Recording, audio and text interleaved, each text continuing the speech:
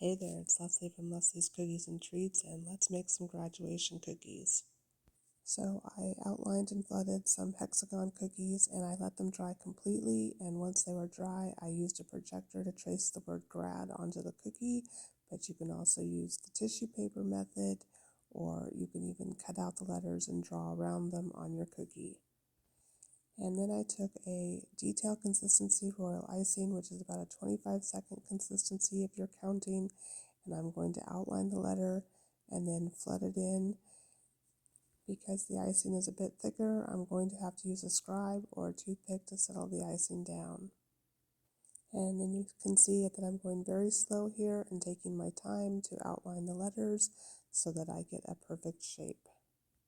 And then I'm just going to continue the process of outlining and flooding in the letters using my scribe to settle the icing down. And one thing I didn't do with these letters, which I should have done, was I should have put a squiggle of icing in the center of each letter before I piped it in an effort to avoid craters. And also immediately after finishing piping these letters, the cookie needs to go in front of a fan or in a dehydrator, again to avoid craters. Craters are little sunken spots on the icing that can be caused by an air bubble or just the icing settling in the center, and it often happens in small areas. So now that I'm done with my letters, I'm going to take my yellow icing and just draw a line down the side of the letter and then put some little lines at the bottom for a tassel. And my yellow icing is also a detail consistency icing.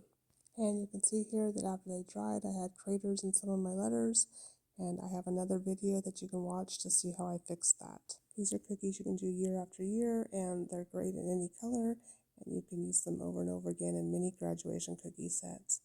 Thank you so much for watching, and be sure to subscribe for more tutorials every week. See you next time.